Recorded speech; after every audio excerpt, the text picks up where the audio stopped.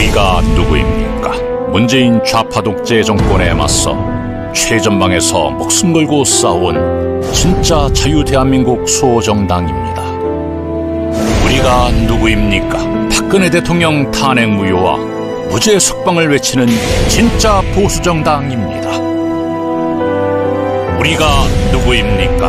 박근혜 대통령 탄핵에 맞서 지난 3년 동안 쉬지 않고 태극기를 들어온 진짜 투사입니다. 박근혜 대통령을 구해야 대한민국이 삽니다. 국민의 힘, 애국의 힘, 태극기의 힘으로 대한민국을 살리고 자유민주주의와 시장경제를 지켜주십시오. 우리에게 힘을 실어주십시오. 우리 공화당이 태극기입니다. 시작하겠습니다. 예. 안녕하십니까.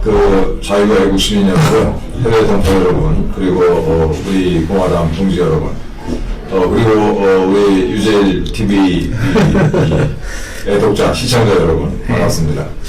오늘은 정말 귀한 분을 모셨습니다. 자칭 진보신데 제가 알기로는 대한민국의 최고의 보수 쪽의 이름가다라고 저는 생각을 합니다. 그래서 오늘 유재일 선생님 대표님 모셨습니다. 반갑습니다. 네, 안녕하세요. 유재일입니다. 예. 이게 이 새로운 시스템을 이렇게 설치하고 처음 하는 방송이라 다소 실수가 좀 있었습니다. 죄송합니다. 네. 다시 말씀드립니다만은 이 자칭 진보 시지만 제가 보기에는 대한민국 최고의 보수 이론가 유재일 대표님을 모시고 오늘 우리 공화당에 대해서 좀 이게 쓴소리를 청해서 듣도록 하겠습니다. 우리가 대한민국 최고의 그리고 사실은 유일한 애국정당이다. 또 강력한 조직력, 단결력을 자랑한다 이런 이 자평을 우리끼리는 하고 있는데 이번에 4.15 총선 결과가 대단히 기대에 미치지 못했습니다. 그래서 우리가 뭘 잘못 생각하고 있는 건지 이런 얘기를 적나라하게 모시고 듣도록 하겠습니다. 먼저 우리 유재일 대표님은 더불어민주당 당원이셨죠. 그렇죠. 그리고 이제 문재인을 대통령으로 당선시키는데도 상당히 기여를 하셨는데 작년에 조국 사태를 계기로 이제 민주당을 탈당을 하셨어요. 그리고 이후에 이제 문재인 정권의 각종 실정을 그야말로 신랄하게 비판을 해보셨는데 이 자기 소개를 겸해서 그 과정에 대해서 좀 간단하게 좀 말씀을 부탁을 드리겠습니다. 일단 저는 문재인 대통령 지지했었고요. 그러니까 지금 노무현 대통령 지탕에 지지했었고, 근데 이제 노무현 대통령 때하고 지금 문재인 정부하고 다른 게 여러 가지가 있는데, 이제 전 우파분들한테 제가 지금도 노무현 대통령 좀 옹호를 하는 게 있어요. 그래서 노무현 대통령이 언제 반미했냐? 안 했죠. 반미 안 했어요.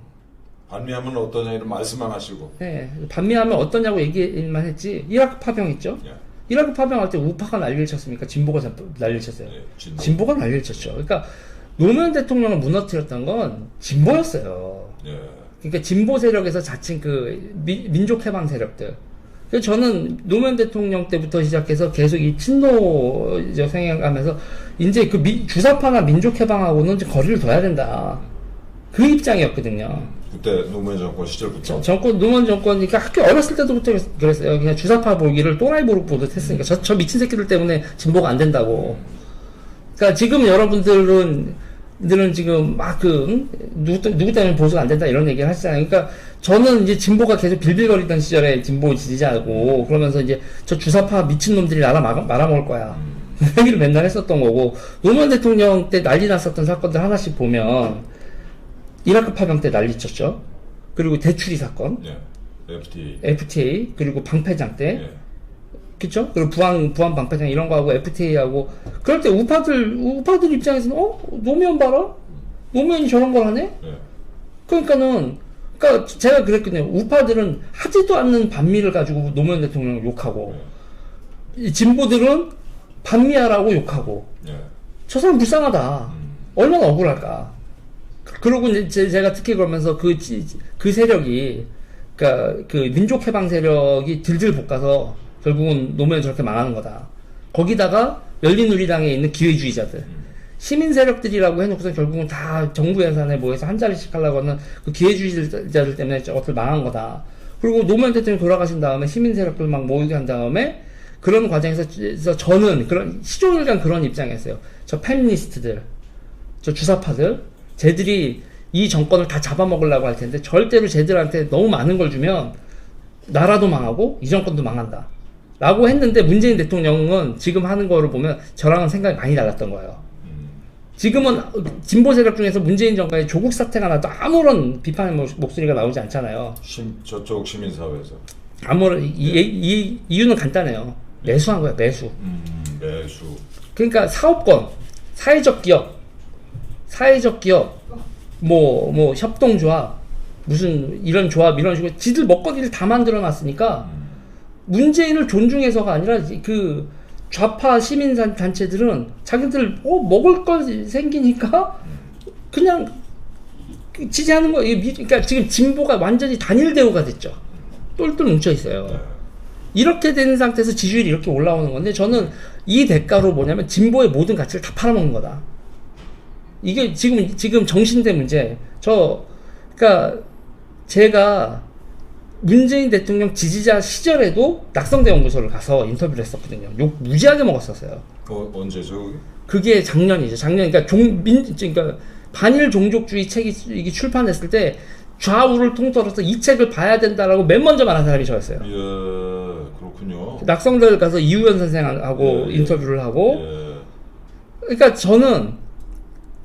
그러니까 지금 이런 게 이렇게 변절을 했다 뭐 어쩌고저쩌고 얘기하는데 그냥 시종일관 제 입장이었어요. 예. 항상 주사파에 대한 경계심을 가져야 하는데 시민 정치를 해야 된다. 이렇게 가면 안 된다. 근데 지금은 온갖 사업권들을 중국에서 물건 떼다가 그냥 나라 예산으로 팔아먹는 짓에서부터 시작해서 이거 나라의 지속성을 근간을 흔드는 것들을 아무 거리낌 없이 해요. 네.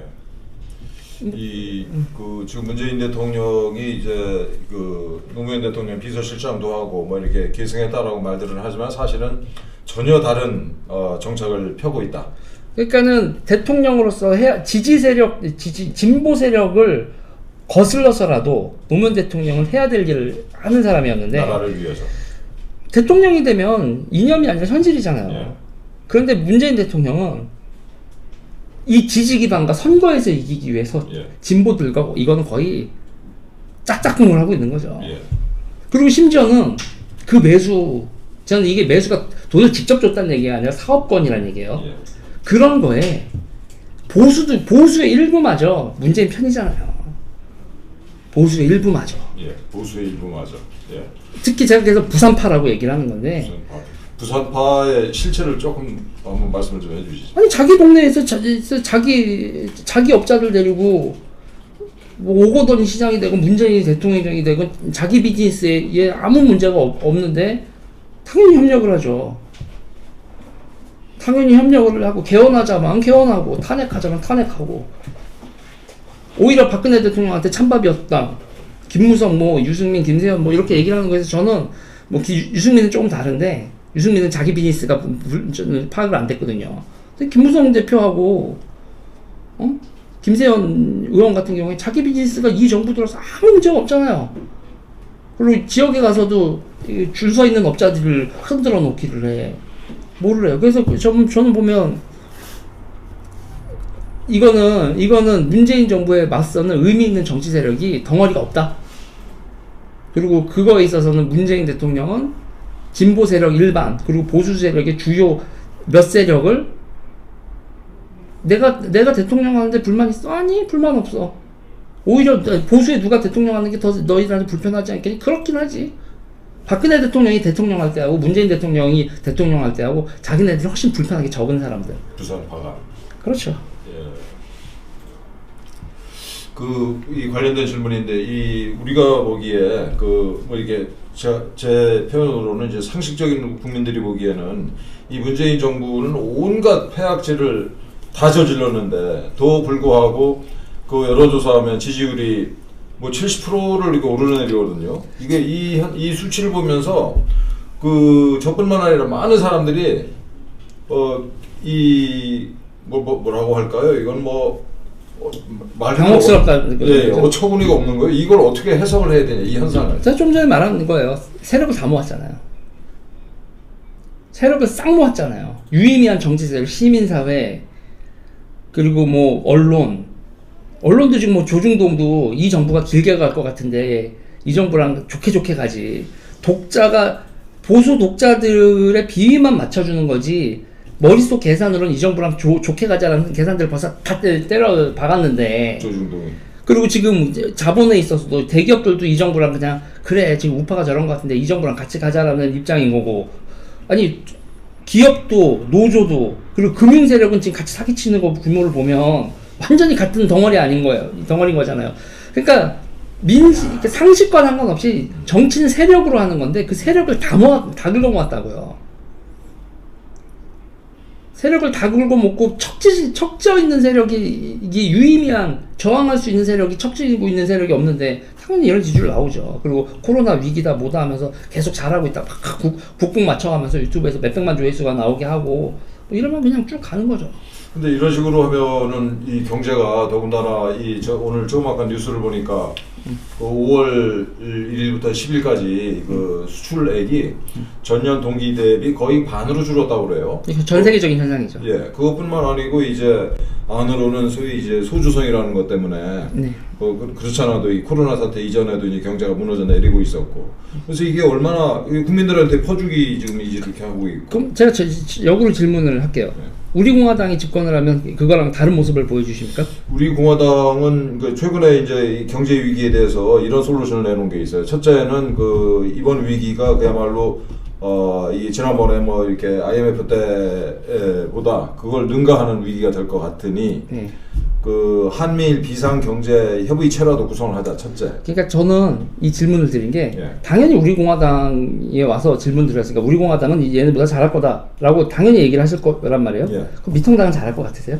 미통당이 지금 집권 세력보다 더 나을 것 같으세요? 아니 저는 그렇게 생각 안 해요. 그게 문제인 거예요. 왜 그게 문제? 실제로 저들은 그러니까, 지난 선거 과정에서 네. 그 문재인 정부가 이 무슨 뭐 이 재난 극복 뭐 이 지원금인지 뭔지 돈을 나눠주겠다고 했을 때 황교안은 그거보다 더블 주겠다고 그랬잖아요. 그러니까 제가 말씀드린 건 뭐냐면요. 그게 문제라는 게 뭐냐면 결국은 국민들도 그렇게 생각하기 때문에 보수를 안 찍는 거예요. 우리 미통당은 절대 얘들보다 나을 수가 없다. 그러니까 지금 우리 공화당에서도 미통당이나 집권 세력이나 이렇게 얘기를 하시잖아요. 네. 그러니 문재인 세력 지지가 70%가 넘는 거라고요. 아니 그래 우리 입장에서 아니 그 미통당에 대한 뭐 이런 과거의 섭섭함 때문이 아니고 예. 그 이 냉정하게 봤을 때 미통당한테 나라를 맡겨서 제대로 되겠나라는 깊은 의구심이 있어요. 그리고 그러면 그 다음에 딱 뭐냐 그렇게 생각을 하신다면 지금 우리 공화당이 보수의 주도권은 미통당이 잡고 있지 우리 공화당은 이번 선거 결과로 봐도 완전히 밀리잖아요. 예. 이러니 보수 세력이 안 되는 거라고요. 이 집권 세력한테. 진짜 참 어려운 문제인데 그 얘기는 조금 이따 다시 하기로 네. 하고, 우리 대표님은 그 미래 대한 행동이라는 시민단체 그 네. 사무처장도 같이 겸임하고 계시죠. 그쵸. 그 단체는 어떤 단체입니까? 일단은 진보 사람들이죠. 다 진보 사람들인데 이거 나라 망하겠다. 문재인한테 맡겼다가. 그리고 솔직히 뭐 김경률 회계사도 있고 저희 이대순 대표도 그렇고 여기서 진보에서 난다긴다는 수뇌부였던 사람들 아니에요. 네. 자기 밑에 사람들을 지금 명함 새로 파오면 뭐 무슨 명함 파오고 하는 거 해서 쭉 보면 지금 이 나라 꼬라지 어떻게 돌아가는지 보이니까, 거기다가 조국 사태 벌어지고 나서 이들의 그 파렴치함이라든지 돈 헤쳐먹는 거라든지 기가 막힌데 그거에 대해서 대한민국에 저항할 수 있는 세력이 없다는 거 아니에요. 네. 그걸 가지고 얘네들이 이런 문제가 있어라고 언론에 해줘도 언론은 지금 요새 취재하곤 하는데 미통당은 전혀 관심도 없고 한통속인지 뭔지 왠지는 모르겠으나 그러고 그러다가 이제 우리는 이대로는 안 되겠다 그러고 이제 좌우의 뭐 논리가 아니라 나라 무너지지 않으려면 지금 이 상태에서 몇십 년만 이대로 더 가면 노인만 드글드글하고 젊은 사람 없고 국가 재정은 감당을 할 수 없고 그럼 나라 망하는 거죠. 산업 다 무너지고. 그러니까 이거에 대해서는 지금 브레이크를 걸고 나라를 완전히 개조해야 된다. 그런 문제의식을 가지고 만들어진 과거 이제 진보 진영의 그러면서 저는 그걸 뭐냐면은 우리가 진보성을 포기할 건 없다. 나라 무너지겠다고 생각하는 우파하고 나라 무너지겠다고 생각하는 좌파가 다른 사람들이 아니라는 거예요. 그러니까 그런 걱정을 안 하는 게 미통당이나 민주당은 지들 헤쳐먹기 바쁘고 지들이 주류라서 나라 무너지는 걱정을 안 하거든요.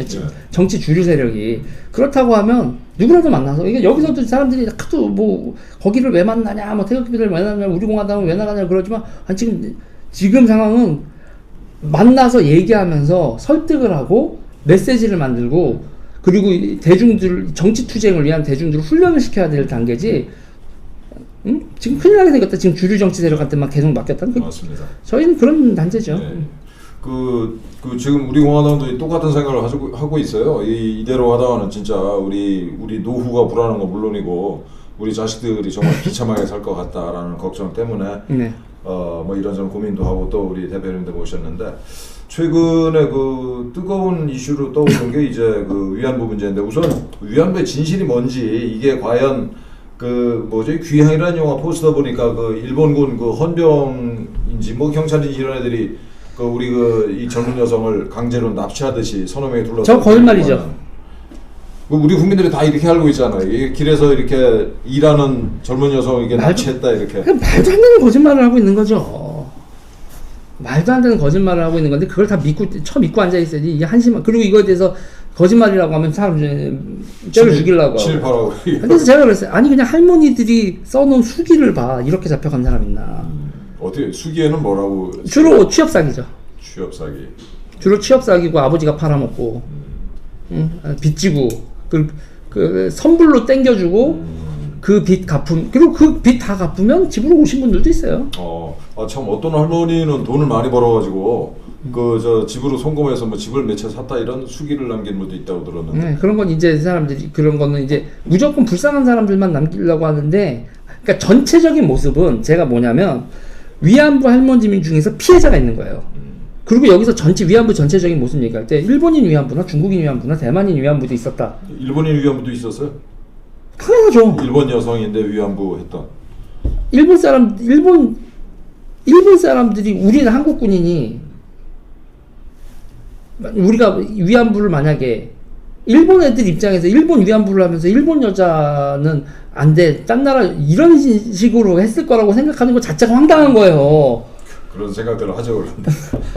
그러니까 실체가 그렇지도 않고 일본 여성이 제일 많았고 일본 여성이 40% 정도 되고 중국 여성도 그러니까 우리 전체 위안부 중에서 우리나라 사람들이 한 20% 정도 그것도 다 정확히 뽑아내면 또 연구하는 분들이 얘기를 하시겠지만 그 정도밖에 안 됐어요. 그리고 중국인데 중국 현지에 있는 건데 중국 현지 여성들 중에서 하고 그러지 여기서부터 거기까지 조선 반도에서 거기까지 일본 중국 전선까지 그거를 파견하는 방향으로 그게 주류였다고 생각을 하는 것 자체가 그러니까 제 얘기는 그 전체적인 모습 속에서 그리고 빚을 지고 가서 돈을 갖고 전표를 받고 해서 돈을 받고 하는 모습도 있는 거고 그 중에서 걔네들한테 폭력을 당하고 그리고 심하게 피해를 당한 피해자가 있는 거죠.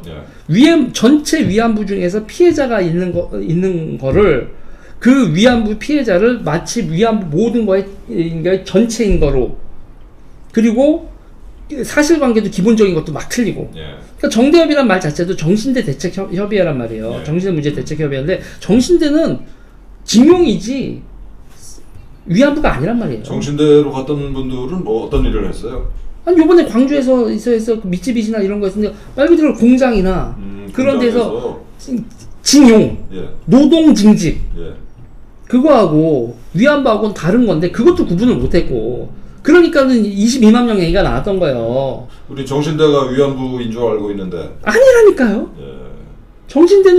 정신대하고 위안부는 다른 거예요. 그래서 할머니들 중에서 그 당시에 나 정신대 갔다 왔다고 할아버지한테 얘기했다가 난 그 할머니는 자기는 정신대 갔다 왔고 노동하다 왔으니까 나 일제시대 때 정신대 와서 이 할아버지는 정신대가 몸파는 뭐 이런 식의 너 나한테 속였어 이러고 하면 그 할머니 황당하지. 나는 일하러 왔는데 그런 피해를 입힌 거예요. 잘못된 개념으로. 그리고 정신대 22만 명들도 얼마나 웃기냐면 정신대도 마찬가지로 한국 사람만 간 게 아니란 말이에요.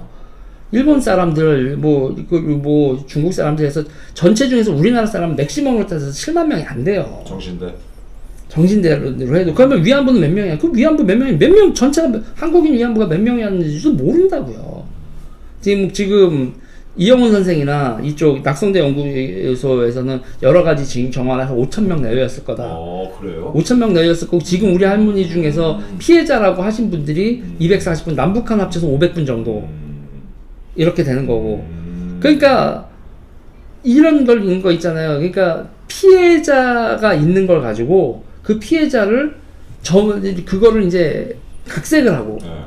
그 다음에 이걸 네버엔딩 스토리로 만든단 말이죠. 네버엔딩 스토리로 만들고 네버엔딩 앵벌이로 만들고 그리고 피해자를 도와주는 게 아니라 본인들 보급 투쟁을 하잖아요. 그렇죠. 이번에 이게 페이스북에서 봤는데 이 사람 정대협인가요? 정대협 그 사무실 있는 건물 보니까 그야말로 저택이 돼요.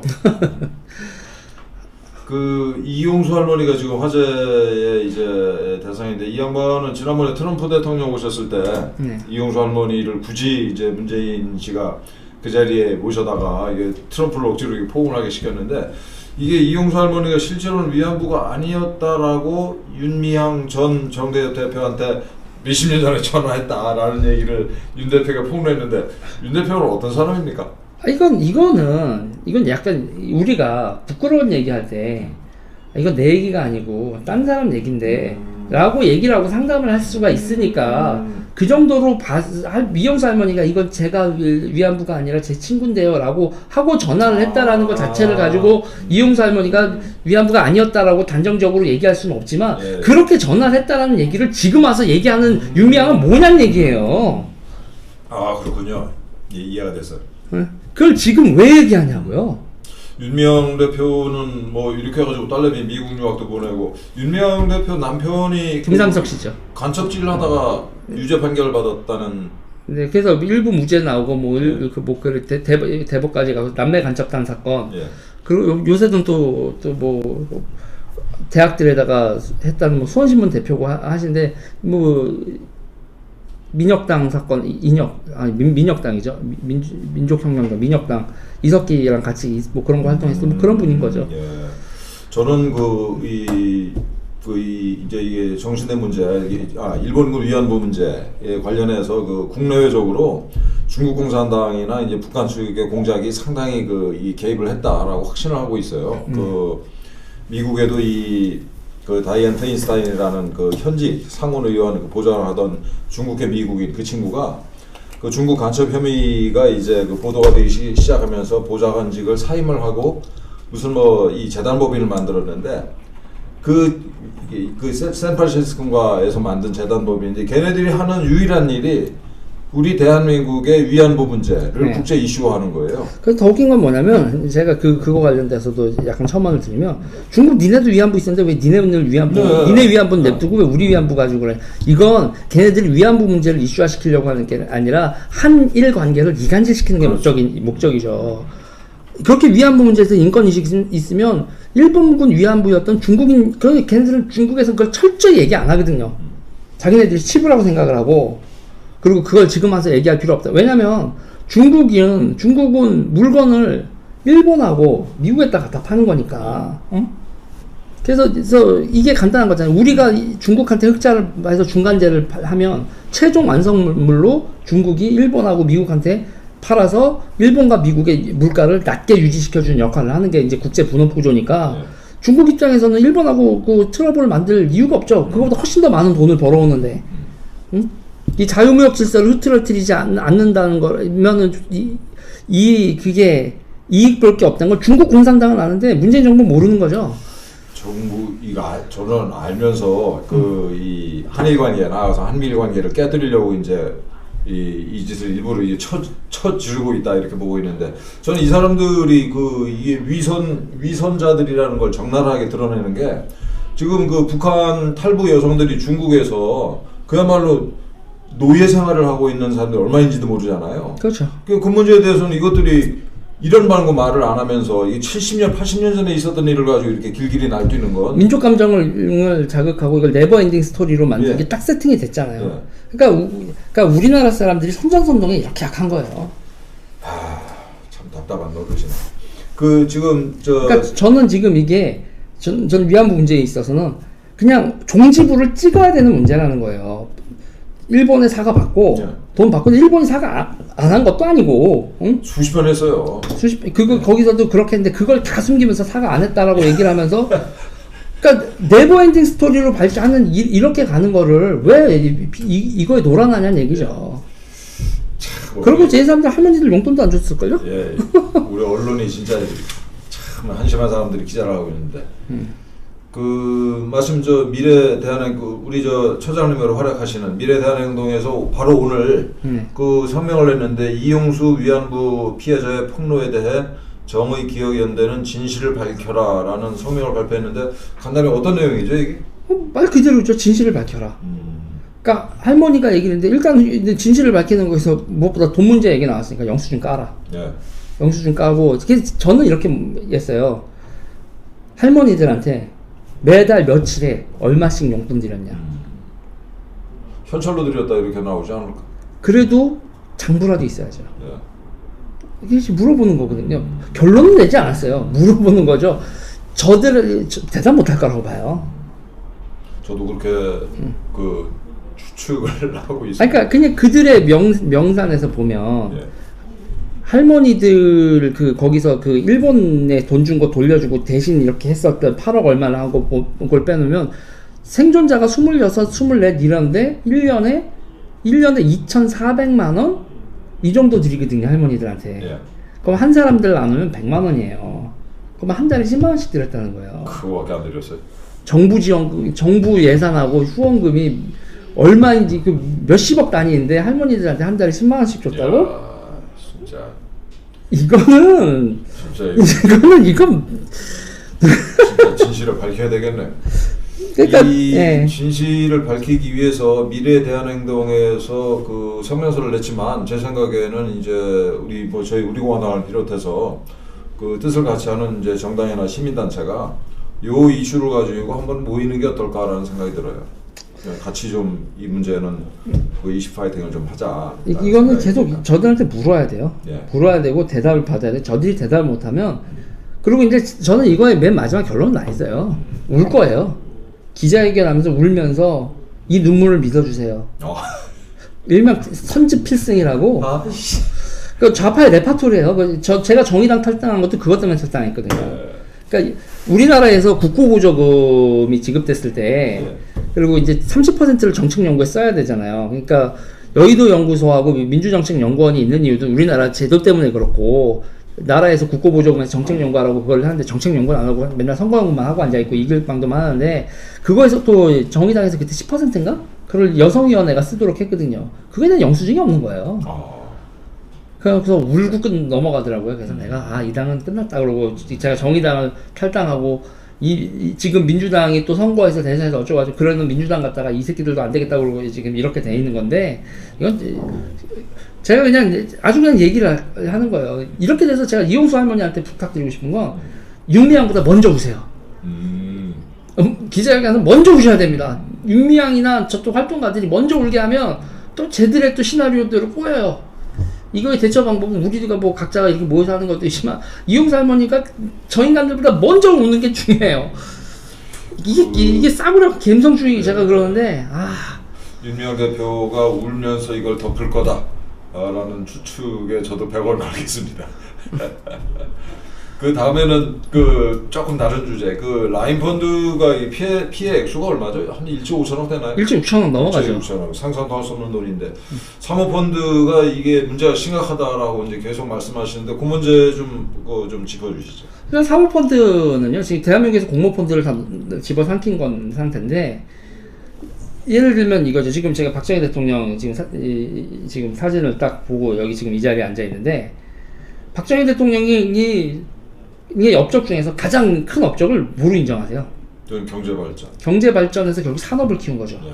산업을 키우려면 우리가 뭘 키워야 되냐면 기업을 키워야 되잖아요. 기업을 키우려면 투자를 해야 되고 박근혜 대통령은 나라에 있는 돈 탁탁탁탁 긁어가지고 이거 그 금융 정책으로 시장에 맡긴 게 아니었잖아요. 그래서 제가 우파분들한테도 자꾸 얘기를 하는데 시장 그러는데 아니다. 그렇죠. 대한민국의 우파의 정체성은 시장에 맡기는 그런 자유주의가 아니라는 거예요. 언제 박정희 대통령이 자유주의 했냐고요. 그 부분은 경제 발전 단계에 따라서 네. 이게 예를 들어서 이제 이 뭐 80년대까지만 해도 한국 경제 민간이라는 게 뭐 거의 뭐 이미 했으니까 그때는 이제 정부 역할이 중요했다. 네. 근데 지금은 이제 민간의 영역이 커졌으니 그 이 시장 경제 중심으로 가자 이렇게 보면 되는 거 아닐까요? 그런데 지금 시장에서 벌어지는 일을 보자는 얘기죠. 네네. 시장에서 벌어지는 일을 보면 시장에다 맡겨놨더니 이 새끼들이 기업에다 투자한다고 명목으로 하니까 사기만 치고 있잖아요. 지금 금융시장 자체를 문재인 정부가에서 그 각종 규제가 있는데 그 규제를 다 무너뜨려주고 사모펀드는요 멋대로 할 수 있거든요. 멋대로 할 수 있단 말이에요. 근데 멋대로 해가지고 리스크가 높은 그냥 뭐 스티븐 잡스 같은 친구가 이렇게 차고에서 컴퓨터를 만들고 있다. 애플 컴퓨터를. 그러면 투자를 해서 애플을 만들면 되는데 야 너 그 아이템 가지고 와봐. 그래놓고서 바로 주식 장난질을 치고 회사가 제품을 만들고 서비스를 만드는 게 아니라 주식 장난질의 재료로만 쓴단 말이에요. 사업 아이템을. 그러니까는 결국은 매출이 나오고 회사가 그런 기업으로 성장을 해야 고용도 생기고 나라의 경제도 성장을 하는데 이 새끼들이 이렇게 장난질을 치니까 기업이 안 크니까 고용도 안 생기고 나라의 경제가 뿌리부터 흔들리는데 그러니까 저는 얘기하는 거예요. 자유시장이라고 했을 때 그 자유시장의 선구조로 나왔을 때 자본들이 정부의 개입이 없을 때 자본이 기업을 키우고 뭐 기업들도 막 해서 지금 뭐 이런 거 보면 뭐 지금 여기 각종 어플리케이션 같은 경우도 틱톡 같은 중국세가 지금 난리를 치는데 우리나라는 지금 싹 죽었어요. 싸이월드가 페이스북이 못 됐다고요. 네. 그러니까 새로 나오는 그 몇십 조짜리 기업들 다 우리가 가능성이 있었던 모든 기업들이 다 죽었어요. 이 핸드폰 하나만 가지고도 우리가 핸드폰만 만들지 그 안에 있는 플랫폼 경제에 있어서 하나도 못 잡았고 드론도 못 만들었고 응? 전기자동차도 지금 밀리고 있고 신수업종이라는 사업에서 우리가 20년 동안 최근 20년 동안 노무현 정부, 이명박 정부, 박근혜 정부, 문재인 정부를 이어오는 20년 동안 우리나라에서 세계 경제에서 새로 생기고 있는 기업들 부가가치 있는 기업들의 진출한 분야가 없어요.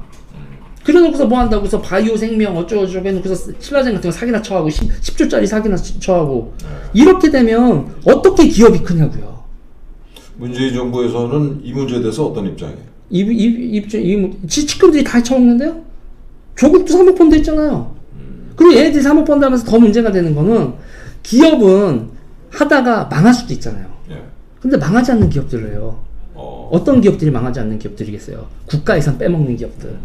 국가 예산 빼먹어서 수익이 안정적으로 될 수 있는 기업에 지들의 사모펀드를 넣어가지고 주식시장에서 뻥튀기를 해서 헤쳐먹는 이런 양아치 짓을 하다가 걸렸는데 지금 그냥 뻔뻔하게 뭉개버리잖아요. 검찰에서 이게 손을 안 대고 있어요?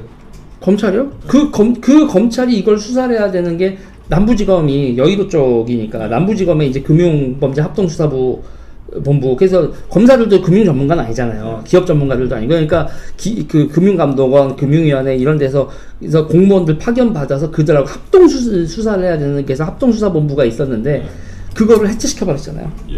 그리고 윤석열한테 거기다가 지원도 못하게 하고 그 남부지검에다가 호남 사람 갖다 박아놓고 자기네 사람이라고 생각을 했는데 지금 남부지검장님이 나름 소신 있게 움직여서 그것도 호남인데 왜 저러지 이러고 이제 얘네들이 골치 아파하고 있죠. 이 지금 사모펀드가 뭐 규모가 어느 정도나 돼요 이게 다 하면? 우리나라에서요? 네. 500조 가까이 돼요. 1년 예산 가까이 되는 거는? 1년 예산 가까이 되는 거죠. 그리고 작년 말에 400조 계속 크고 있어요. 그래서 지금 현재 2019년 5월 현재 2020년 5월 현재 얼마인지 모르겠는데 400조 돌파해서 지금 저는 한 500조 근처까지 갔다. 그리고 여기서 문제는 뭐냐면 이걸로 사모펀드로 부동산까지 만들어요. 그러니까 올해 3월 1일에 이제 시행령 변화를 보면 부동산 법인을 사모펀드가 리츠 부동산 투자법 그거를 사모펀드가 50% 이상을 가질 수 있어요. 50%까지 그걸 풀어줬어요 이 정부가. 그러니까 우리가 개인이 부동산 투자하는 거 막았죠. 그러니까는 임대사업자를 뚫어서 임대사업자 변경해서 돈 벌었죠. 임대사업자 막으니까 법인으로 갔죠. 법인 지금 손보니까 결국은 사모펀드로 가는 거란 말이에요. 제가 돈은 없지만 제가 이제 개인이다. 그 사모펀드 돈 넣으면 돈 벌 수 있어요? 원래는 사모펀드는 개인들을 못 하는 거. 그러니까 조그만 개인들을 못. 그러니까 규제가 기본적인 규제가 뭐냐면 49명을 넘으면 안 돼요. 그리고 한 사람이 넣는 돈이 5억 이상. 하한선이 5억이었어요. 그러니까 그게 안 되면, 그러니까 리스크가 높은 투자인 대신에 부자인 사람들이 과감하게 투자할 수 있게 한다. 스티븐 잡스나 뭐 유젤 같은 나 뭐 주변에서 이렇게 있는데 저놈 똘똘하고 그냥 가치를 믿어보고 한번 넌 날릴 생각하고 한번 투자해서 몇만 배 대박을 터뜨려 보자. 그게 사모펀드군요. 원래 사모펀드의 그런 성격이 있어서 5억 이상을 투자할 수 있고 자산가들만 하라는 거죠. 그래 대신 규제는 적게 해준다. 금융에 있어서는 이래라 저래라 별의별 게 있는데 그 규제는 적게 해준 대신 그렇게 했는데 그거를 박근혜 대통령 때 1억으로 낮춰주고 근데 이 문재인 정부에서 사실상 그걸 없애버리는 게 그러면 보면 49명이잖아요. 그런데 49명인데 우리가 이게 몇만 원씩 해서 1000명이 모여서 1억을 만들어요. 그래서 그렇게 들어가면 그 몇천 명 단위 그거를 하나로 쳐주는 거예요. 그러면 무슨 사모펀드예요? 사실 공모펀드랑 의미가 없어지잖아요. 그러니까 그렇게 되면서 공모펀드가 싸그리 없어지고 공모펀드가 사모펀드로 다 흡수가 되는 거예요. 규제가 없으니까. 그러니까 공모펀드가 사모펀드 1인으로도 들어갈 수 있게 돼주고. 그러니까 사실상 모든 금융에 있어서의 규제를 없애버린 거죠. 그래놓고서 얘네들이 하는 게 그렇게 회사에서 투자를 했잖아요. 그 투자를 한 돈으로 맨 마지막에 가서 보면 횡령을 하고 사라진다는 거예요.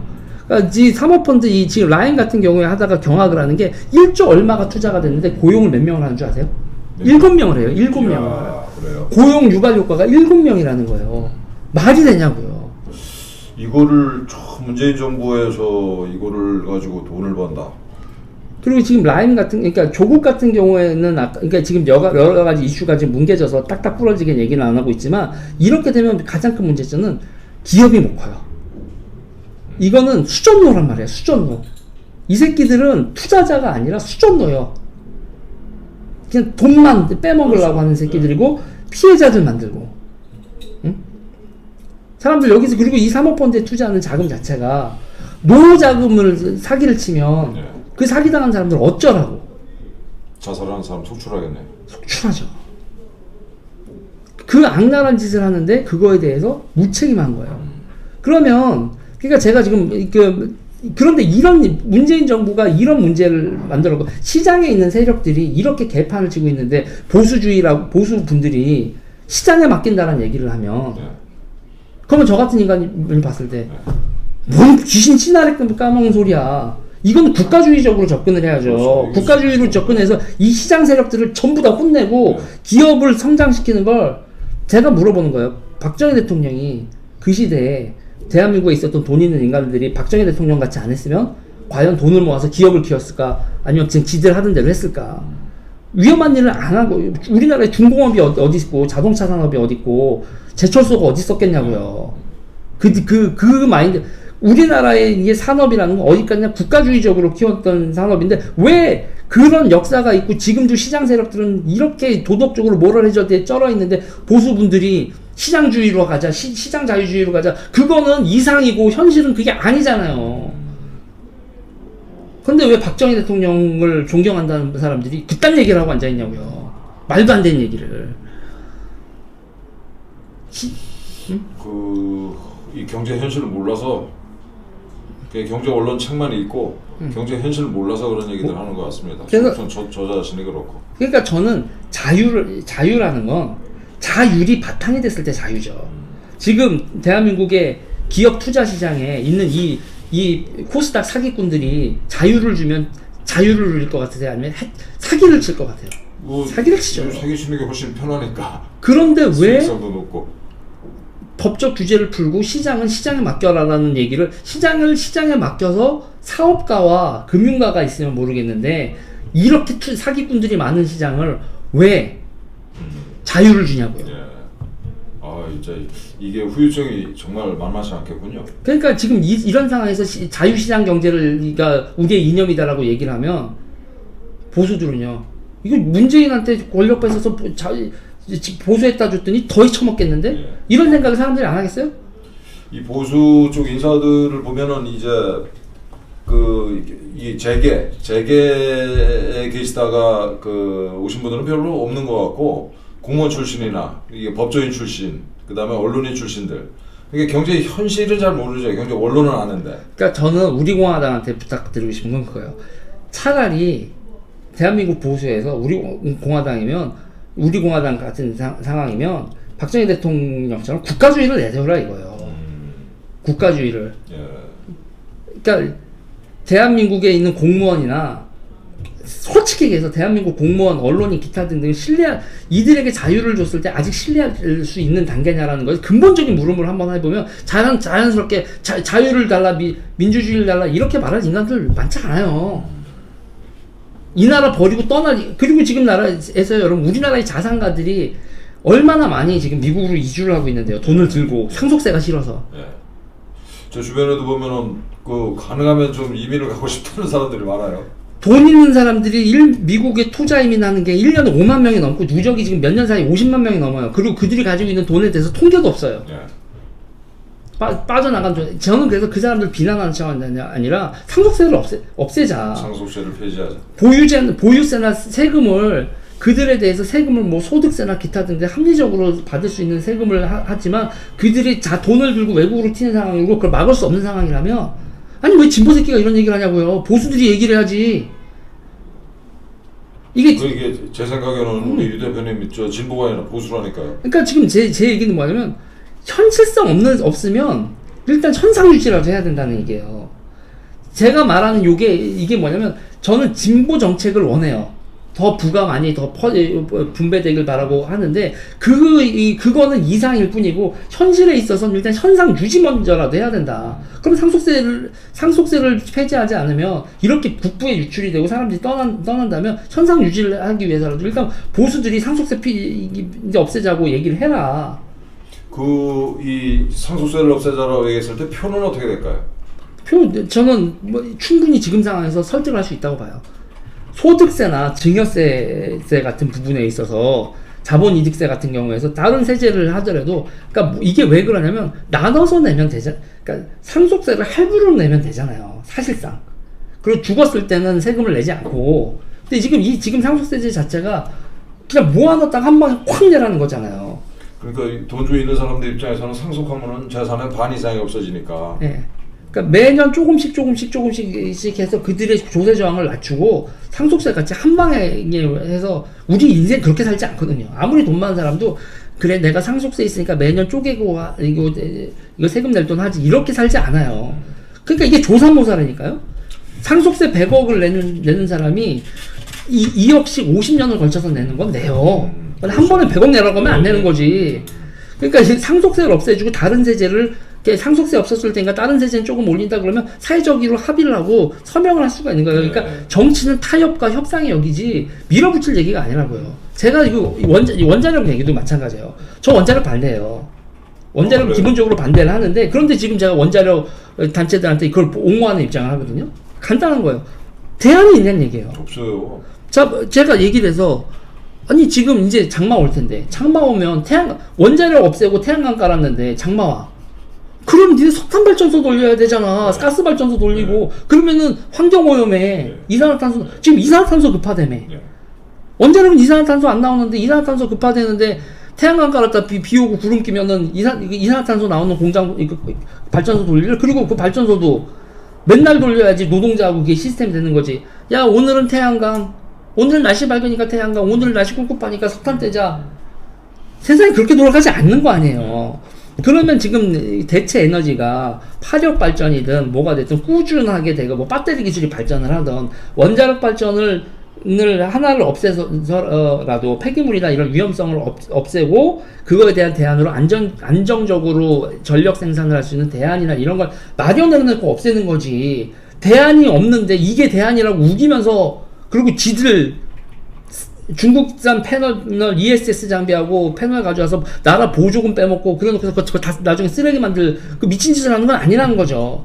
저는 원자력에 있어서 현상 유지를 하면서 원자력에 대한 대안을 찾자는 거고, 그리고 원자력 폐기물에 대한 대안도 찾아야 되고, 그리고 뭐 원자력 발전을 더 안전하게는 이런 기술적 발전이라든가, 뭐 핵융합이라든지 장기적인 과제를 뭐 현실적인 답을 찾아가면서 진보적 의제를 하나하나 달성하자는 거지, 현실을 망가뜨리면 이런 식으로 진보적 의제를 내세워서 뭐 해놓고서 다 사기치는 거면 다시는 진보 의제를 얘기할 수가 없어지고 진보 저 새끼들은 미친놈들이다라는 평가를 받게 되는 거잖아요. 그러면 어떻게 다시 이 문재인 정부 이후에 어떻게 진보 의제를 대한민국 진보 의제는 꼭 필요하다고 보거든요. 얘들은 그 차베스 있잖아요. 지금 이제 베네수엘라의 마두로 그 차베스가 3선을 했는데 그 포퓰리즘 해가지고 3선을 했는데 지지율이 지금 문재인 지지율이랑 비슷했습니다. 3번 다. 그거 보고 많이 이제 케이스 스타디를 한 게 아닌가. 그냥 이건요, 정치는 조직화되어 있는 세력들이 하고 대중은 제가 맨날 하는 얘기예요. 이제 제가 대중 욕 많이 했거든요. 솔직히 이제 여기 이제 뭐 애국 보수 분들 되게 욕 많이 했어요. 심지어 답답하다. 아주 적나라하게 하면 멍청하다. 이런 얘기했는데 저는 그거에 대해서 대중에 대한 그 비판을 안 하려고요. 진보나 보수나 다 대한민국 사람들. 문제는 그걸 그렇게 몰고 가는 지도자의 문제지. 리더십의 문제다. 리더가 누구냐에 따라서 황건적도 되는 거고 천주병도 되는 거다. 제가 요새 많이 하는 말인데, 훈련을 어떻게 시키고 어떤 편제를 하냐에 따라서 이기는 군대가 지고 지는 군대가 되는 건 리더한테 책임을 물어야 되는 거지. 그 사람들의 지지자들의 성향, 언제나 대중은 파퓰리즘적이고 자기 말 들어달라고 하고 막 윽박 지르고 하는 행동은 되는데, 그걸 어떻게 설득하고 어떤 방향으로 가서 그들을 그 삶을 위로해야 되고, 항상 이 땅에 있는 대중들의 삶을 위로해야 되고 그들의 삶을 개선하기 위해서 답을 내야 되고, 그러면서 그들에게 사기를 치지 말아야죠. 저는 지금 보수분들이 많은 부분들에 있어서 이 사기는 치지 말아야 된다고 생각해요. 문재인 정부 금방 무너진다. 금방 무너뜨릴 수 있다. 금방 무너뜨리려면 금방 무너뜨릴 수 있는 역량을 기르는 게 문제지, 금방 무너진다라는 기우제를 드리는 건 옳은 방법이 아니라는 거예요. 지금은 이 문재인 정부 무너져라 기우제를 드리는 거지, 모아놓은 보수 대중을 적절하게 조직화하고 싸우고 있지 않아요. 고립시키고 있지. 지도자들이 정말 반성을 해야 된다고 봐요. 그 문제, 그 문제로 넘어가기 전에 저 원자력 발전 원전 폐기 쪽으로 이 애들이 가는 이유가 뭔가 제가 개인적으로 무지하게 궁금했었는데, 우리가 가지고 있는 원자력 기술이랑 기술자들을 중국으로 넘기기 위한 거다라는 해석도 있대요, 보니까. 그거는 저는 그렇게 생각은 하지 않고요. 그건 결과적으로 그렇게 될 수 있어요. 근데 얘네들은요, 태양광 비즈니스 할 명분이 필요한 거예요. 태양광 비즈니스 하려고. 예. 그 최근에 그 주동식 제3의 길 대표 저한테 이제 제가 존경하는 선배인데, 이번에 저 미래통합당 후보로 광주에 출마했었지 않습니까? 네. 그분이 총선 끝나고 아주 재밌는 얘기를 하셨어요. 문재인이가 아무리 잘못해도 우파 정당은 그 대안, 아니 그 이전에 비교 대상조차 될 수 없다. 문재인과 조국은 분노의 대상이지만, 그러니까 문재인이나 조국이 잘못하면은 신경질은 나지만, 신경질 나는 그 대상인데, 자유한국당, 오늘날 미래 이 통합당은 공포와 혐오의 대상이다 라는 얘기를 이 미래통합당 후보로 출마했던 주동식 대표가 말씀하셨는데, 이런 이 주장에 대해서 어떻게 생각하세요? 저는요, 자유한국당은 그냥 세습 귀족이에요. 그러니까 자유주의자라고 얘기하기엔, 그러니까 보수가 능력주의라고 얘기했을 때 그 능력주의에 반대되는 말이 뭐겠어요? 세습이에요. 세습이죠, 진짜. 아버지 잘 만난 거. 아버지 잘 만나서 정치하고 지역구 물려가는 사람이 도대체 몇 명이에요? 그러니까 이게 이 정치의 발전 단계에서 왕당파 귀족파를 무너뜨린 능력본위의 기업가들, 부르주아지가 세습을 없앤 거잖아요. 그런데 이분들 부르주아지 세력인지 시민 세력인지 아니면은 그 귀족 세력인지 보면 자유한국당 분들 상당히 귀족 세력이에요. 그 정체성 자체도, 그러니까 어렸을 때 있잖아요. 어렸을 때부터 네 집 동네 플랜카드 걸잖아요. 네 집 아들 뭐 했다, 서울대 갔다, 고시 붙었다, 이렇게 쭉 어렸을 때부터 선거운동 한 거예요. 그렇게. 그래서 이 동네에서는 저 집 아들이 국회의원 하는 거지. 그래서 제가 하는 말이 있어요. 그렇게 커서 국회의원 되고 이 동네 유지들 그리고 그 동네에서 이권 가지고 있는 뭐 건설업자들 뭐 각종 업자들 있잖아요. 업자들 다 그 명절 때 와서 서로 서열 정리하고 그렇게 동네에서 딱 돼 있었던 거. 그리고 얘가 내 아들이야. 그리고 그 유지 중에서 가장 번듯한 아들, 좋은 학교 가고 뭐 고시 붙고 이런 사람이 국회의원 하는 거고, 응? 번듯하지 못한 사람 밀리면 거기서 없지 않은 거고. 그러니까 이런 식의 정치 조직이기 때문에 경상도 밖으로 나오면 무조건 털리는 거예요. 경상도 밖을 나오면 그런 정서 없고. 그러니까 간단하게 얘기하면 어렸을 때 내 자식 누구네 집 무슨 새끼 뭐 했다라고 프랜카드 걸리는 걸 쪽팔려 하는 동네로 나오면, 그런 게 안 걸리는 동네로 나오면 민통당 다 져요. 수도권에서는 그래서 지는 거예요. 그런 식의 정서들과 나 초중고 그리고 출세했어. 고시 붙었고 뭐 부장검사하고 뭐 했어? 그 다음 단계로 국회의원 됐어. 그게 지금 이 시대에서 저 좌파들이랑 싸우는데 무슨 도움이 돼요? 그런 인식 구조를 가지고 있는 사람들이니 세상 물정 모르고. 그러니까 지금 야당인데 야인이 아닌 거예요. 그래서 오렌지들이죠. 그러니까 이게 보면 원래 우리가 여당 야당 하는데 옛날에 성이 있고 들이 있잖아요. 들에 있는 사람들이 야당이고 네. 성에 있는 사람들이 여당이란 말이에요.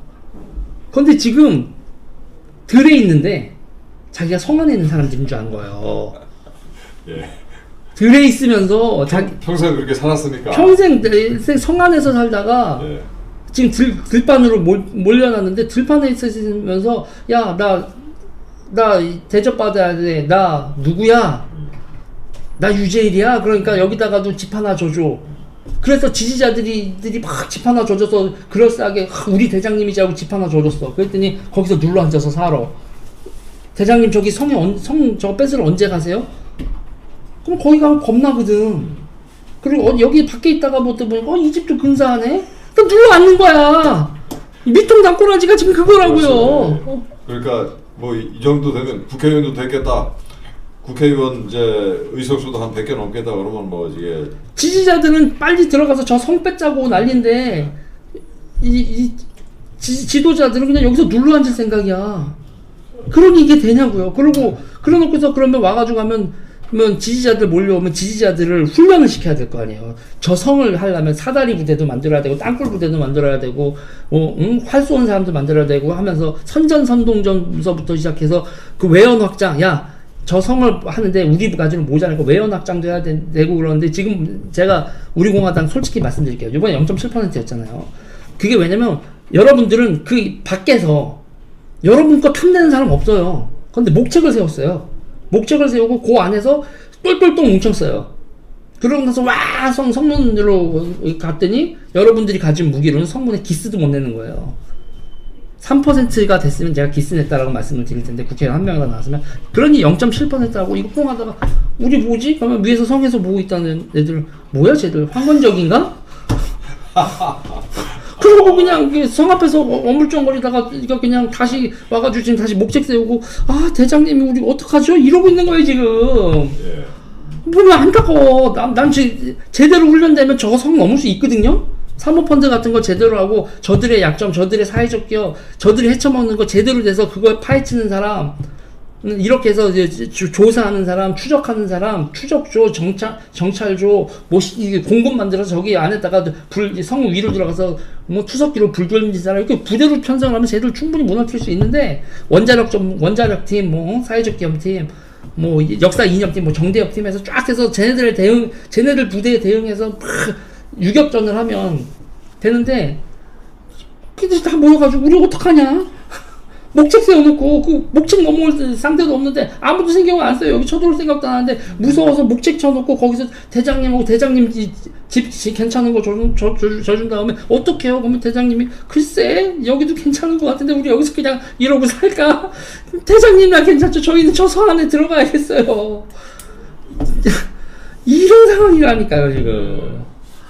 아 오늘 참 미처 생각하지 못했던 얘기 말씀을 많이 듣습니다. 그래서 저는 그런 거예요. 그래서 저는 진짜 저 성을 넘고 싶은 놈이에요. 원래 저 성 안에 있는 여러분들은 저 성에 있다 쫓겨난 분들이고, 저는 요번에 성 안에서 충분히 들어갈 수도 있어. 저도 사회적 기업 몇 개 만들고 못했겠습니까? 헤쳐먹으려고 하면. 이 정부에서. 굉장히 잘할 수 있었던. 근데 들어가서 못하겠다고 성에서 A씨발하고 성문 열고 나온 거 아니에요. 그리고 나와서 이 새끼를 족같아요라고 했는데 여러분들이 지금 거의 황건적 모습을 하고 있는 거야.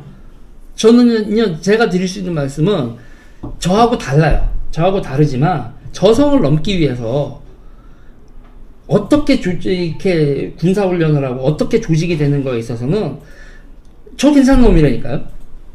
저성을 넘는 데 있어서. 그 성을 넘을 때까지 우리 같이 협업을 좀 하는 게 괜찮죠. 근데 그거에 대해서 제가 뭐냐면, 너 이준석하고 뭐 그러던데, 뭐 너 그리고 이준석하고 싸우는데 너 부정선거 어떻게 생각해? 뭐 기타 뭐 저한테 막 그러는데, 저는 그거예요. 나는 목표가 저성을 넘는 거고, 그 부정선거 논란에 대해서 어떻게 보냐면, 가서 꿍 해보세요. 뭐를 해봐요? 가서 한번 저성에 꿍 해보시라고. 부정선거다 하고 춤차 들고 가서 부딪혀봐라. 저성 꿍 해보세요. 그리고 나는 지금 기다리고 있는 거예요. 아유, 저기서 또 박살나고 또 언제 오실래나. 왜? 그게 부정선거가 한 방에 저성을 무너뜨릴 수 있는 무기처럼 보이지만, 쟤네들이 부정선거라는 거 가지고 춤차를 가면 쟤네들이 성분 보강을 안 해놨겠어요? 정치를 세력으로 봤을 때 제적한테 되지도 않는 싸움을 걸어서 이쪽 사람들 가가지고 개망신당에 저것들 또 그러면 그럴수록 황건적 때는 응? 이 부정선거 문제는 뭐 저희 당에서도 저 자신이 이제 열심히 들여다보고 있는데 이 결정적인 증거가 없고 이렇게 이 숫자들을 가지고 이제 이 정황 증거다라고 얘기하는 수준인 것 같아요 지금. 그러니까 선거 관리가 엉망이었다라고 얘기를 했어야지. 선거 관리가 엉망이었어. 이래 이렇게 해서 선거 관리가 참 엉망이었어라고 해서 점점 상대가 받아줄 수 있는 얘기로 해서 얘기를 키웠어야 되는데 결론이 나 있잖아요. 부정선거였다고. 지금 나와 있는 여러 가지 것들은 김어준도 얘기했었던 거예요. 포장이 어떠네, 이게 뭐 붙여있는 게 어떠네, 숫자가 어쩌네. 그거를 부정선거였다고가 아니라 선거관리가 허술했다. 이 선거관리가 허술한 거에 대해서 어떡하냐라고 하면 말하면서도 데미지 입을 일 없고, 그리고 지지자들도 지칠 일 없고, 그러면서 점점 하다가 결정적인 무엇을 찾아서 매복을 해야 되는데, 매복을 해야 될 전투에서 세력도 작으면서 전면전을 걸면 진짜 굉장히 좀 위태위태해 보이는데 그 부정선거 문제는 뭐 다음 기회에 다시 얘기하기로 하고 주제를 좀 바꿔서 김영석 그 연대 명예교수님이나 또 최장집 고대 명예교수님이 문재인 정권에 대해서 쟤들 전체주의다라고 얘기를 하고 있는데 이 전체주의가 뭐고 또 왜 위험한 건지 좀 말씀을 해주실래요? 전체주의는요 간단해요. 인간이 벌이나 개미처럼 움직이는 거예요. 그러니까는 딱 우상 하나 여왕벌 하나 모셔놓고 그냥 집단적으로 맹목적으로 움직이는 거죠. 그러니까 그 민주주의의 수준 자체를 그러니까 바닥 오브 바닥으로 끌어내리는 건데 얼마 전에 보니까는 근데 저는 이거에 대해서 좌우를 막론하고 이 위험성이 대단히 높다고 봐요. 좌우를 막론하고 왜냐면 정치에 있어서 민주주의는 우리의 삶에 대한 메시지가 중심이 돼야 되는데 우리는 어느 순간부터 우상을 중심으로 정치를 얘기를 해요. 문재인, 박근혜, 뭐 조국 이렇게 한 사람의 개인을 우리의 지도자로 되고 그거에 대한 디테일 내 삶에 있어서 나는 어떤 교육 정책을 원해 어떤 산업 정책을 원해 뭐를 원해가 아니라 저분이 자유시장 경제를 해야 되는데 그러면 무조건 자유시장 경제고 저분이 사회적 경제를 해야 되는데 그러면 무조건 사회적 경제인 거예요. 사람을 보고 내 삶을 하나 둘 따지고 나서 아까도 제가 말씀드렸지만 박정희 대통령의 정책이 하나도 사회주의 그 시장 자율에 맡기는 거 없었어요. 국가주의적이었다고요. 그리고 저는 그 국가주의라는 거 여전히 유효하다라고 생각을 해요. 지금 돌아가는 꼬라지를 보니까. 아까도 그렇게 얘기했죠. 근데 그냥 하나하나 정책이나 메시지가 아닌 우상을 중심으로 해서 그 우상에 대한 충성도 경쟁을 한다. 그리고 그 성에서 이성을 마비시킨다. 그리고 그거에서 보다 다른 얘기를 하는 사람을 윽박지른다. 전체주의죠. 좌우를 그러니까 우리 왜 이런 현상이 벌어지냐면 지금 벌어지고 있는 현상에 대한 극복할 수 있는 솔루션은 없는 상태에서 사람 다들 불안한 거예요. 불안해서. 삶이 불안하고 노후가 불안하고 자식 기르는데 불안하고. 그래서 저는 얘기를 하는 거예요. 이럴 거면 지금 이 모든 사태에서 이 출산율이라든 이 모든 관계에서 제가 그러거든요. 30살이 돼서 사회준출하는 게 문제다. 15살 때부터 돈을 벌게 해야 된다. 직업교육을 시켜야 되고, 부모는 애들 기숙사 생활도 완전히 부모로부터 떨어뜨리는 게 아니라 동네에 학교 있는 상태에서 기숙사 생활하면서 부모가 육아로부터 빨리 졸업시키고 40대 중반쯤이 되면 육아로부터 졸업하고 애들도 지들끼리 짝 만나서 뽀뽀하고 뭐 성관계도 맺고 뭐 즐겁게 사는 걸도 가능하면 일찍 하게 해서 생산 연령을 일찍 하게 만들고 소비 연령도 일찍 하게 만들어야 지금 대한민국 경제가 산다. 그러면 애들을 빨리 독립시킬 수 있는 이런 개혁을 해야 된다. 뭐 이런 얘기를 하거든요. 그러면서 저는 그래요. 우리가 무엇으로부터 해방을 해야 돼? 우리 삶을 이런 해방시키는 메시지를 우리 요구로 해야 된다. 제가 예를 들면 이런 얘기를 하는 거거든요. 그랬을 때 이렇게 하자라고 하는 사람들을 모으자. 라는 건 그건 민주주의죠. 그러면 그거 너무 위험한 생각인데 이렇게 생각을 하면 그런데 그러다가 보면 지도자가 나오는 거고 그 지도자를 했을 때 그 지도자의 정책과 삶의 갈망을 가지고 하는 건데 그 모든 갈망이나 정책적인 담론은 다 사라지고 나는 당신이 죽으라면 죽고 살려면 살겠어요라고 여왕벌이 뿜어내는 페로몬에 중독되는 사람들 마냥 우르르 그렇게 가면 그게 전체주의죠. 민주주의의 끝이죠. 끝. 망하는 거죠. 이 직접 민주주의, 이게 촛불혁명이 이제 직접 민주주의에 꽂혔다라고 이제 이 얘기하는 것들이 있는데, 이 직접 민주주의를 열심히 많이 하면은 전체주의를 막을 수 있어요? 아니죠. 직접 민주주의가 전체주의의 전조죠. 왜 그렇죠? 이게 직관적으로는 잘 감이 안 잡히는. 저게 이제 직접 민주주의에 대해서 많은 사람들이 긍정적으로 생각하는 게 있는데 직접 민주주의는 중우정치로 연결돼요. 그리고 인간의 집단성이라든지 그런 거에 대해서 그러니까 서구가 히틀러와 무솔리니를 겪고 그리고 이제 대공황을 겪고 새로 한 다음에서 정치는 철저하게 당 그리고 정치 엘리트 중심의 정치라는 거를 그들은 깨달았거든요. 절대로 이렇게 대중정치를 가게 되면 대중정치는 당연히 퍼플리즘을 수반하게 되고 거기서 사람들은 듣고 싶은 얘기를 하는 사람한테 선동되고 그렇게 됐을 때 그들이 컬트적인 그러니까 사이비 종교적인 모습으로 흘러간다라는 걸요. 그건 아테네도 그리고 이제 그 현대에 있어서의 그런 것도 그러니까 직접 민주주의가 되면 지금 저도 스피커지만 이런 스피커들이나 이런 게 전도사들, 교회를 따지면 전도사들 이런 쭉 조직이 생겨나게 되고 그 조직의 유지 비용이 되게 세지고 그리고 그들은 자기가 존재하기 위해서 적을 만들고 딱 그렇게 돼요. 사이비 종교화. 그렇게 되고 직접 민주주의를 하면 그리고 이제 적대적 세력의 공존이 되면서 민중이 직접 민주주의가 됐을 때 정치의 주체가 되는 것처럼 생각하지만 정치의 동원의 대상으로 전락해버려요. 동원의 대상이 된다. 근데 본인도 모르는 사이에. 그리고 그 본인은 주체라고 생각을 하고. 그쵸. 그리고 정치 투쟁의 수단이 되죠. 이 사실 멀쩡한 사람도 집단 속에 들어가면은 그야말로 완어부댐이 돼가지고 판단력이 마비되는 이런 증상들을 보이는데. 그래서 지금 서구에서나 이런 거에서 하는 게 인간의 집단에 대한 갈망이 많거든요. 그리고 이게 19세기나 이런 데 혁명의 시기였잖아요. 혁명의 시기에 노동자들이 정치적인 정체성을 가졌단 말이에요. 난 공산주의자다, 사회주의자다. 그 정체성을 뺏은 게 간단해요. 나는 어느 팀의 팬이다. 나는 메뉴의 팬이다. 나는 아스날의 팬이다. 그거 다 노동조합에서 시작한 거거든요. 축구팀들이요. 그래요? 아스날 같은 경우는 대포 만드는 공장에서 시작한 거예요. 그래서 걔네들이 아스날하고 대포 있고 맨체스터 유나이티드 맨체스터 지역 노동자들이 축구하다 그 중에서 잘하는 애들 모아놔서 유나이티드 맨체스터 지역 노동자들 연합팀 이런 거로 시작을 한 거란 말이에요. 그러니까 노동자 정체성을 공산주의자 혁명가 정체성에서 축구팀 팬으로 일상생활에서의 그 정체성을 변화시켰죠. 그래서 혁명의 열기를 죽이는 대신 저 새끼 죽여라 이겨라 이 인간에 외롭지 않거든요. 야 너 누구 팬이야? 나 아스날 팬이야. 오 같이 술 마시자. 같이 막 그 전투적인 열광을 하면서 그러면서 인간의 집단성을 해소를 하고 있거든요. 그 누가 의도적으로 한 거예요? 의도적으로 했죠. 그게 이제 일명 데이비드 라이트 이런 거에서 파워 엘리트 이런 책에도 나오고 3S 정책 이런 얘기도 나오고 전두환 대통령 시절에도 허문도 씨가 입안한 정책 같은 거 우리나라 그러니까 요새 그 ESPN에 우리나라 스포츠 경기 중계할 때 외국 사람들이 되게 희한한 게 삼성 라이온즈 걔네들은 시카고 오고 뉴욕 양키스 LA 레이저스 그러면서 지역 이름이 이거 팀명이지 기업 이름이 들어가지 않거든요. 그래서 이게 뭐야? 그게 왜 그렇겠어요? 프로 스포츠를 할 수 있는 경제적 성장 수준이 안 돼 있는데 기업 등쳐가지고 야 각자 하나씩 운영해.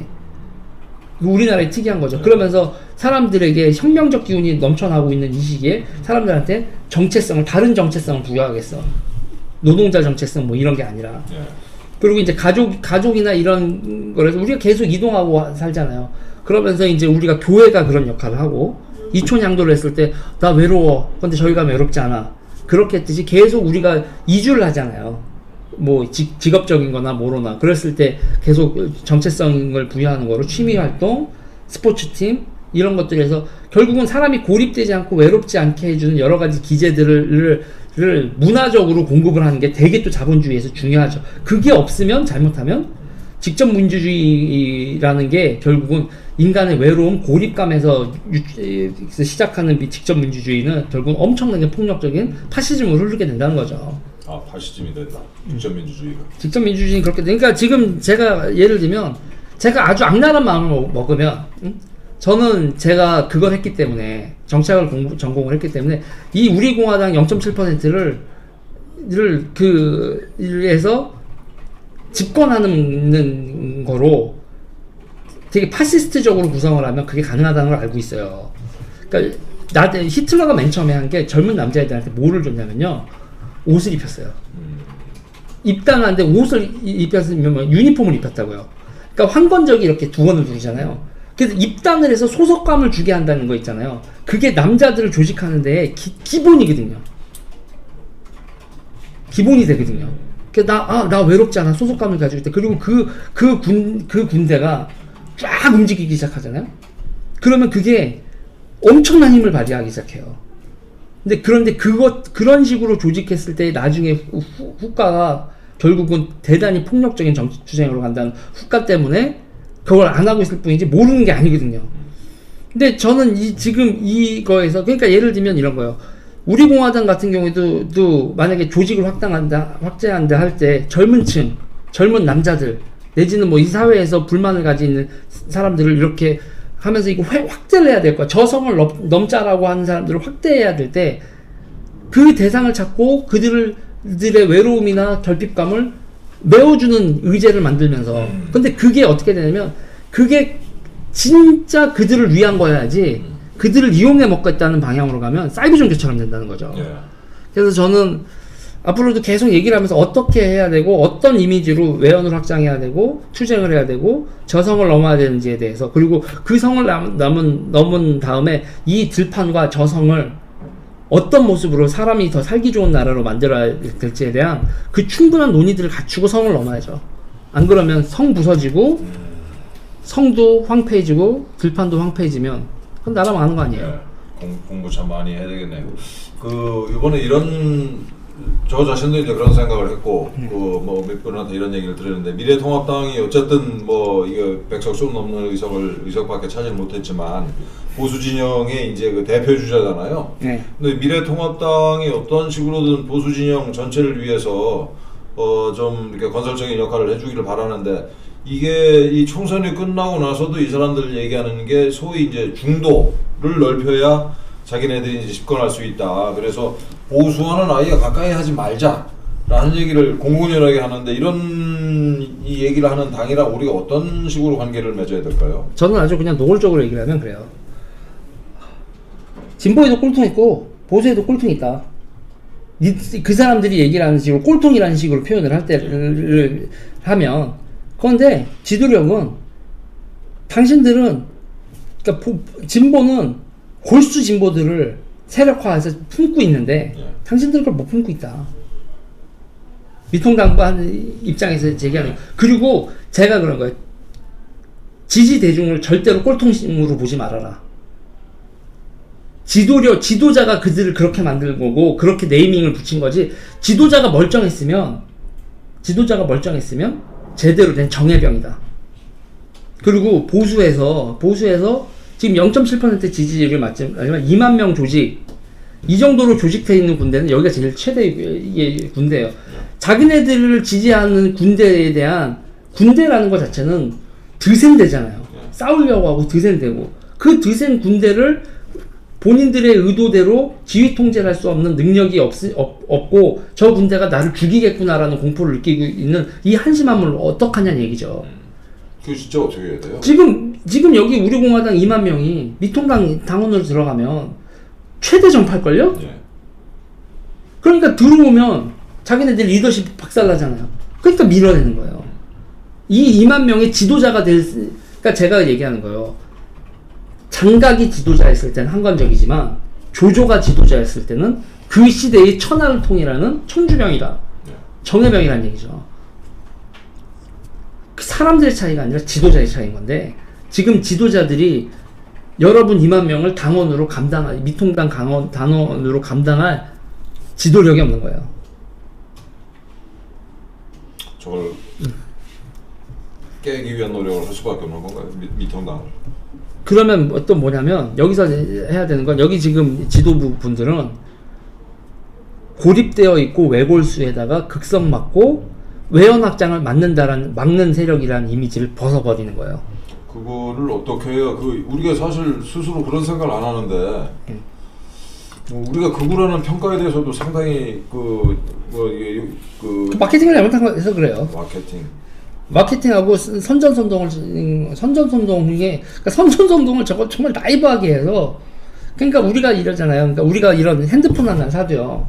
우리 간단히 얘기를 하면 아이폰 세련 됐잖아요. 중국산 꾸졌잖아요. 네. 지금 정치 세력으로 있어서요. 우리 공화당은 지금 중국산 취급당하는 거예요. 네. 꾸졌다.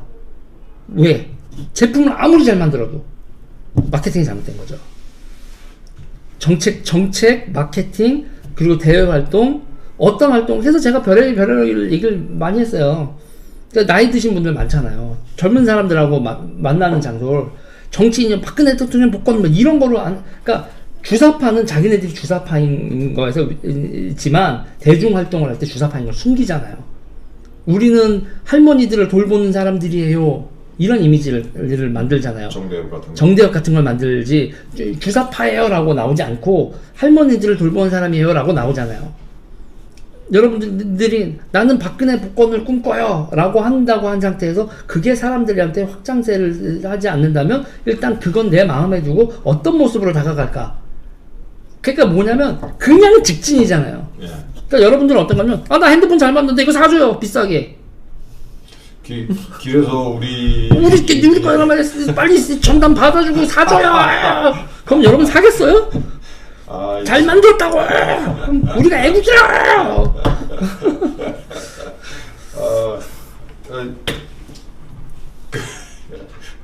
뭐라고 드릴 말씀. 그래서 제가 얘기한 게 그거였어요. 그래서 이게 그냥 이벤트로 에서 젊은 사람들을 만나고 싶어요 한 다음에 우리 그 추억에 있잖아요. 그러면서 추억의 거리 그러면서 박정희 대통령의 위대함을 만약에 홍보하고 싶다면 제가 그랬어요. 그냥 60년대 70년대 길이를 광화문에다가 하나를 만들어라. 그리고 누구 하나가 이게 똥찌개 있잖아요. 진짜 똥찌개나 그냥 똥퍼 이런 거 해서 그걸 그린 거죠. 우리 똥퍼 있었잖아요. 옛날엔 얘들아 이런 거 있었어. 똥퍼 그러고 이렇게 초가집에도 살았어. 그런데 박정희 대통령이 이 슬레이트 치고 신식 건물 만들자고 해서 우리는 이거를 박정희 대통령 리더하에서 리더십하에서 이게 없어졌던 거야. 뭐 그렇게 주장을 하면 애들이 재밌어 할 거 아니에요. 지나가던 그냥 진보 지지자도 가다가 맞아 저런 거 있었어. 너 저런 거 모르지? 그러고 가서 이게 달고나 같은 거 하면서 이런 게 하면서 자 젊은이들 옛날 그거 하면서 하고 이거 뻥튀기 같은 거 하면서 야 젊은 친구 그러면서 네? 야 박근혜 복권 한번 외쳐봐. 아 할아버지 뭐 한 번만 외쳐봐. 이거 튀겨주고 빵 갖고 튀겨주고 선전선동을 어떻게 하냐에 따라서 똑같은 메시지가 통할 수도 있고 안 통할 수도 있는 건데 그런 아이디어가 갖고 박근혜 복권 이렇게 하면 태극기 들고 하면 여러분들이 뭉치지만 외연 확장은 안 된다는 거예요. 프로그램을 어떻게 만들고 상대가 나를 어떻게 보는지도 눈치도 좀 봐야 되고 그렇다면 어떻게 해서 접근을 해야 될지 이런 게 전부 다 광고 선전선동인데 여러분들은 그냥 어떻게 보면은 너무 절박함 때문에 그냥 쪼르는 사람처럼 돼버린 거예요. 우리는 우리 얘기에 동의하지 않으면은 좀 화가 나니까. 그렇죠. 동의하지 않는데 화가 나면 사람들은 그러면 고립되는 거예요. 그리고 0.7%를 얻는 거예요. 그러니까 국장님도 반성하셔야 돼. 내가 얘기하지만 0.7%는 지지자 2만 명을 모아놓고 0.7%가 나왔다면 지도부가 완전히 잘못한 거야. 선전선동, 전략, 전술 어떻게 해야 되는지 그리고 지지자들한테는 분명히 얘기를 해야 돼요. 길게 가야 되는 건데 확실히 0.7에서 여기가 0.7이 바닥인데 다음에 2%, 1%, 2% 분명한 목적 지향성을 제시를 하고 그리고 결국 정치는 보급 투쟁과 조직이잖아요. 그 2만 명한테는 어떻게 조직을 하고 제가 뭐 하나만 물어볼게요. 2만 명을 어떻게 편지하고 있어요? 그거 때문에 지금 고민 중인데 그래서 지구당 비슷한 개념으로 이제 조직화를 하려고 그래요. 그게 지금 사실 그것도 안 돼 있었어요. 그러면 지금 지역구 다니니까 가장 제가 아까 유니폼 입힌다고 했잖아요. 나치의 방법이라고 누가 뭐라고 할지 정치의 기본은 유니폼 입히고 그 다음에 뭐 해야 돼요? 사람들한테 동기부여를 하려면 완장 채워야 돼요. 그게 빨갱이스러운 거라고 너무들 싫어하지만 정치 조직 체계를 만드는데 기본이란 말이에요. 근데 그렇게 한 다음에 그렇게 완장 채고 나서 야 이래버리면 사람들이 저 새끼들 빨갱이네? 기겁을 하겠죠. 예. 어? 우리나라 사람 보수분들은 다 알 거예요. 그러니까 보수분들이 뭐가 안 돼 있냐면 보수분들은 어렸을 때의 추억이나 이 반공주의에서 공산주의가 싫었던 게 아니라 완장이 싫었던 거거든요. 완장의 그 잔익함을 싫었던 거란 말이에요. 근데 그 완장이 아니고선 정치 조직은 생기지 않아요. 그러니까 그 완장을 채우는 걸 정교하게 컨트롤해야 되고 그 완장 찬 사람이 미쳐서 뽕 맞아서 눈깔 돌아가는 거 그거를 통제하면서 해야 된단 말이에요. 직책을 주고 너는 10인 대장, 100인 대장 2만 명을 편제를 만들고 그리고 해야 되고 이 메시지를 해서 요번에 우리 젊은이들하고의 사업에서 뭐를 할게 난 한번 뽑기나 한번 해볼래 추억이 할래 그래서 박정희 대통령의 업적을 어떻게 할까 아이디어를 내고 하는 팀을 해서 해서 평가를 하고 잘하셨다고 하고 그 사이에서도 리더십을 하고 저마다 가지고 있는 장단점에 누가 능력을 보이고 어떤 능력을 보이고 어떤 사람은 뭘 잘하고 그러면 나는 대장하기는 못하고 나는 부안할래 그러면서 또 그 사이에서도 또 이제 패거리가 생길 거 아니에요. 그 패거리들 간에 갈등을 하지 말고 서로가 서로의 역할을 하면서 야 너 한 건 했냐 나도 한 건 했다 우리가 같이 성장하고 있구나 이렇게 할 수 있는 게 리더죠. 그런 메커니즘을 만들고 편제를 만드는 게 리더인데 지금 보수가 그게 전혀 안 되고 있어요. 제가 왜 그런지 봤더니 이분들은 그러니까 지금 보수라는 분들은 박정희 대통령이 만들어 놓은 조직 내에서 그냥 그걸 직장으로 생각을 하고 승진한 사람들이에요. 자기가 조직을 만들어 본 적이 없는 사람들이라고요. 황교안 대표요?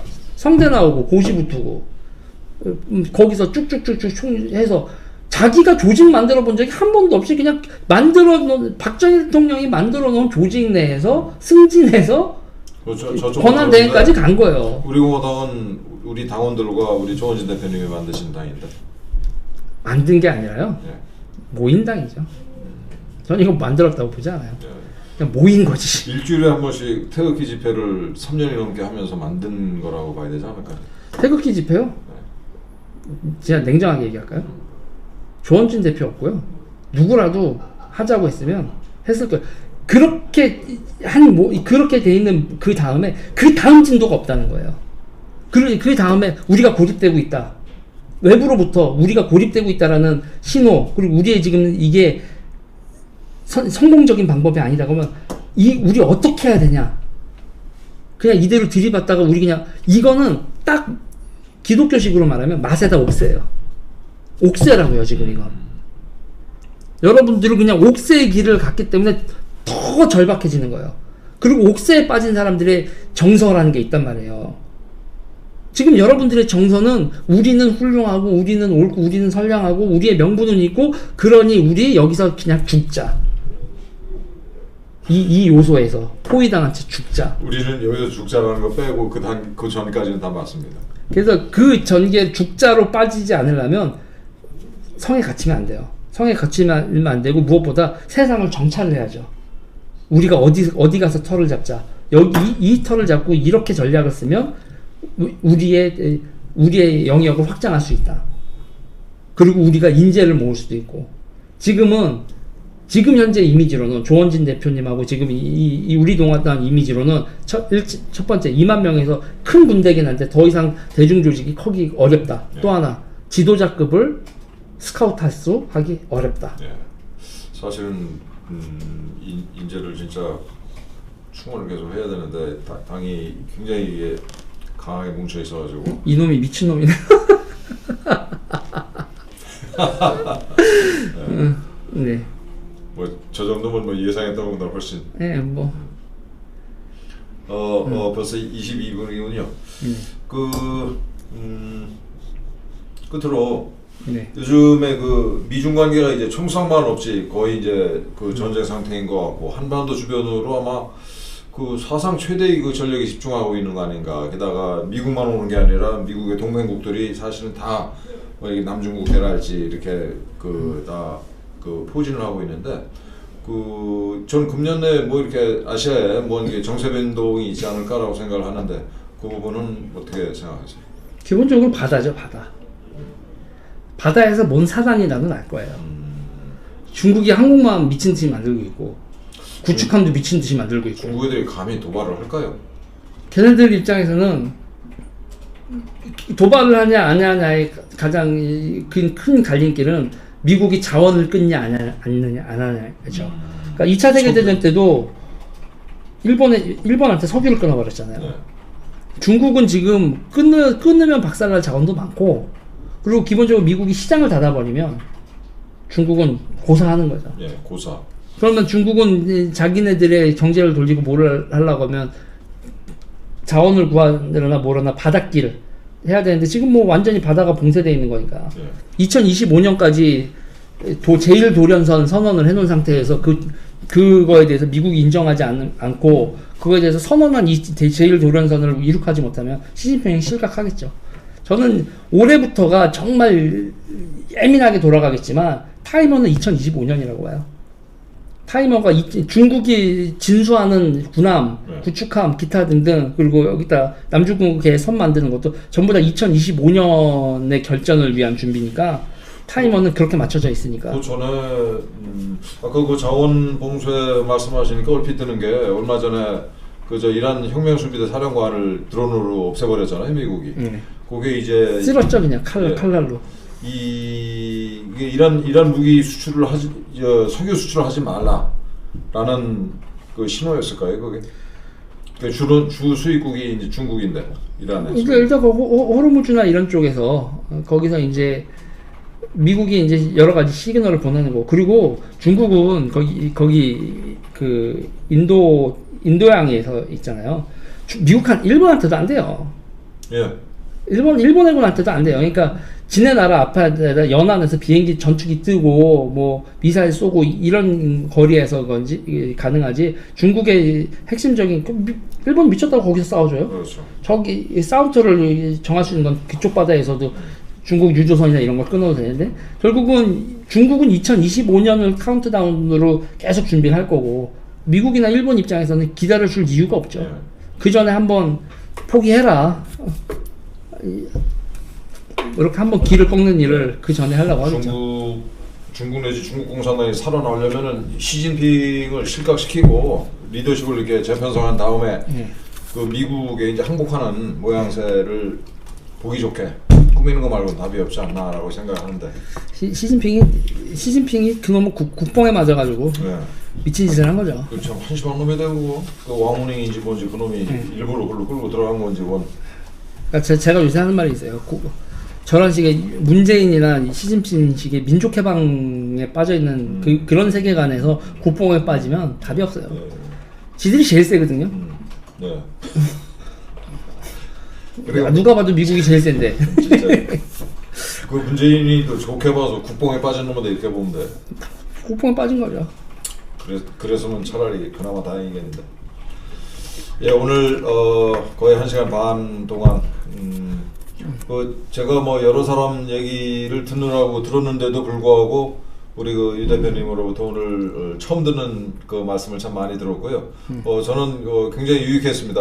우리 당원 동지 여러분들은 굉장히 굉장히 귀에 거슬리는 말씀도 좀 해주셨는데, 저는 이렇게 생각해요. 우리가 아까도 이제 유 대표님 말씀하신 것처럼 문을 열어라. 그 성 안에 우리가 쌓아놓은 이 방책 안에만 있지 말고 이런 말씀을 하셨는데, 저는 이런 식으로 우리한테 좀 이렇게 쓴소리를 해주는 분들을 계속 모셔서 얘기를 들으려고 합니다. 그래서 오늘도 여러분들이 의견을 주셨는데 계속해서 뭐 이런저런 의견들을 주시면은 제가 진행하는데 이게 참고를 하도록 하겠습니다. 그리고 좀 어려운 부탁을 하나 드려도 될까요? 어떤 거죠?